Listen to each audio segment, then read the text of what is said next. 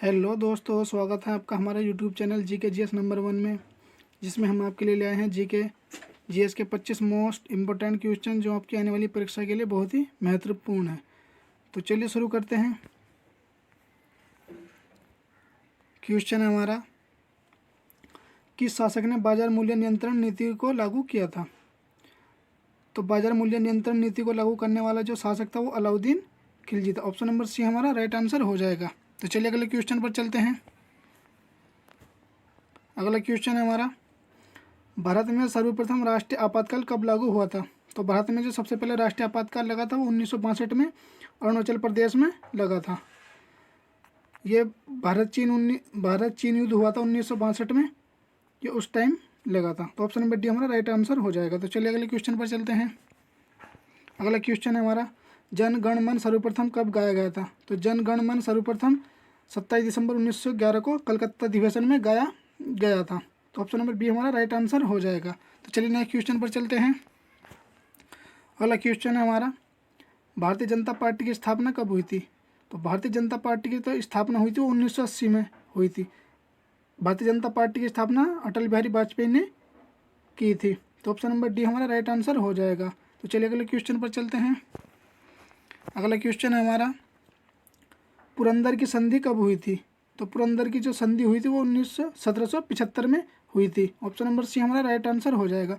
ये संधि किस किस के बीच हुई थी? तो ये शिवाजी और राणा जयसिंह के बीच हुई थी। तो ऑप्शन नंबर सी हमारा राइट आंसर हो जाएगा। तो चलिए अगले क्वेश्चन पर चलते हैं।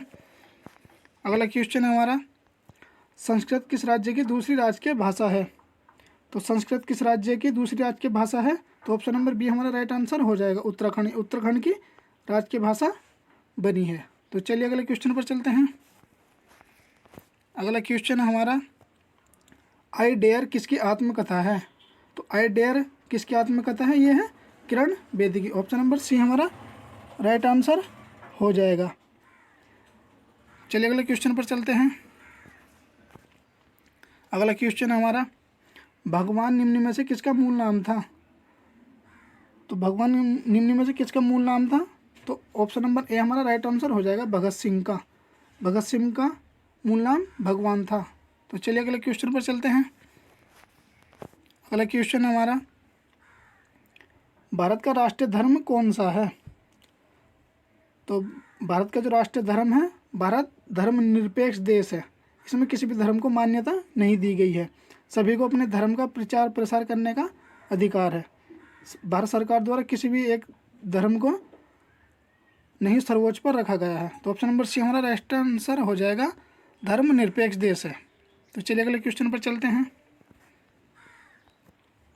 अगला क्वेश्चन है हमारा, विश्व की प्रथम महिला प्रधानमंत्री कौन थी? तो बात करें विश्व की प्रथम महिला प्रधानमंत्री तो वो थी एस भंडार नायके। ऑप्शन नंबर बी हमारा राइट आंसर हो जाएगा। तो ये थी श्रीलंका देश की प्रधानमंत्री थी और ये विश्व की प्रथम महिला प्रधानमंत्री बनी थी। तो ऑप्शन नंबर बी हमारा राइट आंसर हो जाएगा। तो चलिए अगले क्वेश्चन पर चलते हैं। अगला क्वेश्चन है हमारा, भारत की मिसाइल वूमेन किसे कहा जाता है? तो जो भारत की मिसाइल वूमेन है तो वो कहा जाता है टेसी थॉमस को। ऑप्शन नंबर सी हमारा राइट आंसर हो जाएगा। टेसी थॉमस डीआरडीओ में वैज्ञानिक है जो भारत के केरल राज्य की रहने वाली हैं। तो ऑप्शन नंबर सी हमारा राइट आंसर हो जाएगा। तो चलिए अगले क्वेश्चन पर चलते हैं। अगला क्वेश्चन हमारा, रोजगार समाचार का प्रकाशन किस मंत्रालय द्वारा होता है? तो रोजगार समाचार का प्रकाशन जो होता है वो सूचना प्रसारण मंत्रालय द्वारा होता है। ऑप्शन नंबर बी हमारा राइट आंसर हो जाएगा। तो चलिए अगले क्वेश्चन पर चलते हैं। अगला क्वेश्चन है हमारा, जब कोई अम्ल सोडियम कार्बोनेट के साथ अभिक्रिया करता है तो कौन सी गैस बनती है? तो जब कोई अम्ल सोडियम कार्बोनेट के साथ अभिक्रिया करता है तो वो कौन सी गैस उत्पन्न होती है उनके अभिक्रिया से? तो ऑप्शन नंबर डी हमारा राइट आंसर हो जाएगा, कार्बन डाइऑक्साइड बनती है। तो चलिए अगले क्वेश्चन पर चलते हैं।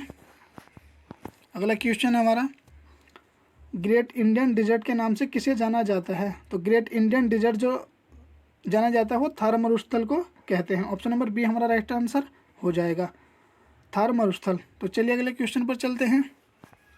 अगला क्वेश्चन है हमारा, वेल्डिंग करने में किन गैसों का मिश्रण किया जाता है? तो वेल्डिंग करने में जो गैसों का मिश्रण होता है वो किसका होता है? ऑक्सीजन और एसिटिलीन गैस का मिश्रण होता है। तो ऑप्शन नंबर सी हमारा राइट आंसर हो जाएगा। तो चलिए अगले क्वेश्चन पर चलते हैं। अगला क्वेश्चन है हमारा, किस वस्तु का प्रतिबिंब रेटिना पर कितने सेकंड तक रहता है? तो किसी वस्तु का प्रतिबिंब जो रेटिना पर रहता हो कितने सेकंड तक रहता है? वो 1/10 सेकंड तक रहता है। ऑप्शन नंबर बी हमारा राइट आंसर हो जाएगा। तो चलिए अगले क्वेश्चन पर चलते हैं। अगला क्वेश्चन है हमारा, एक वर्ष में सर्वाधिक अध्यादेश जारी करने वाले राष्ट्रपति कौन हैं? तो एक वर्ष में जो सर्वाधिक अध्यादेश जारी किए थे वो किसने किए थे? फखरुद्दीन अली अहमद ने। ऑप्शन नंबर बी हमारा राइट आंसर हो जाएगा। फखरुद्दीन अली ने एक वर्ष में 29 अध्यादेश जारी किए थे, जो अब तक सर्वाधिक हैं। तो ऑप्शन नंबर बी हमारा राइट आंसर हो जाएगा, फखरुद्दीन अली अहमद। तो चलिए अगले क्वेश्चन पर चलते हैं। अगला क्वेश्चन है हमारा, भारत रत्न पुरस्कार की स्थापना किसने की थी? तो भारत रत्न पुरस्कार की जो स्थापना की थी वो डॉक्टर राजेंद्र प्रसाद ने की थी 1954 में।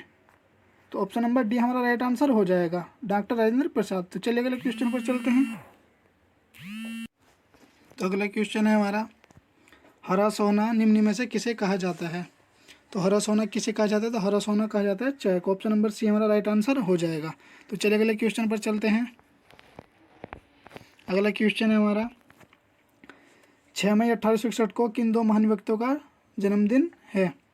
तो 6 मई 1861 को जो जन्मदिन आता है वो आता है रविंद्रनाथ टैगोर और मोतीलाल नेहरू को। ऑप्शन नंबर ए हमारा राइट आंसर हो जाएगा, ऑप्शन नंबर ए। तो चलिए अगले क्वेश्चन पर चलते हैं।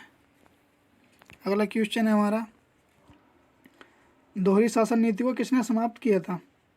तो दोहरी शासन नीति को समाप्त करने वाला जो वायसराय था तो वॉरेन हेस्टिंग था। तो ऑप्शन नंबर सी हमारा राइट आंसर हो जाएगा, वॉरेन हेस्टिंग।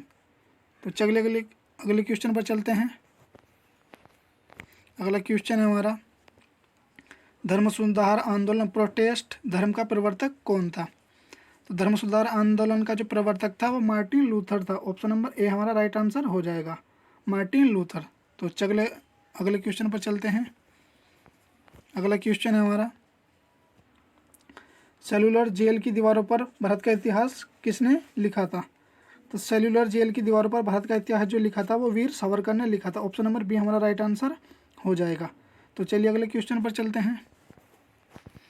अगला क्वेश्चन है हमारा, एक बाइट में कितने बिट होते हैं? तो एक बाइट में जो बिटों की संख्या होती है वो 8 होती है। ऑप्शन नंबर डी हमारा राइट आंसर हो जाएगा, 8।